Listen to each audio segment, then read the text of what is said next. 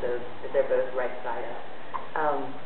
This book has some tips for that, and also some tips for all the different layouts. You know, that's probably one of the most helpful when I teach actual hands-on seed making workshops. I usually get a big stack of those to give to people because it really is the most useful resource about that.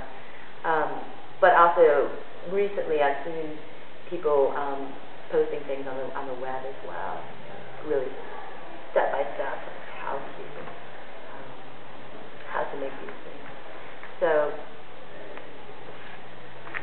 when I'm doing it, I make like a double-sided masser, and then feed that to the top. It sucks that you don't have a copy to show you stuff with all the abstract. If you were to come across a copy.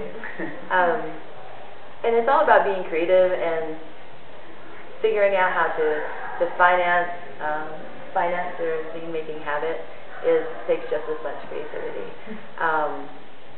You know, for a while I would go home on Christmas break and go to my dad's office building after hours, and he would let me use their copier, or you know, some people have friends who work in coffee shops who can do it, or friends who work in offices who can do it. Yeah, that really helps. That's the thing too. Like working at Kinko's, like one of the greatest parts about that job is there's a really, I mean, actually probably the only good part about that job is there's a like kind of an unspoken rule that everyone that works at Kinko's gets free copies no matter what, because it's such a stressful environment that, and you know, you really don't get paid for the level of work that you're doing with other things, not so much fixing copies, because you do get paid for that because no one knows how to do it. But just as far as, I mean, anything, like I have a friend that still works there and does tons of stuff and like he'll work there forever and try to pay for it, and they won't let him because it's like, you know, the deal is that it's free. And so, you know, that's like the perk of working there. Does everyone get a job? Does everyone get a job? But other than that, you know, if you know someone, I mean, it's...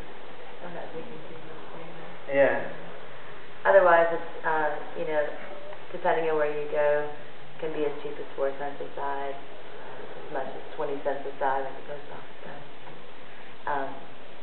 So that takes a little bit of creativity. And what do you do once you have come up with content and laid it out and made, you know, 30 or 40 copies?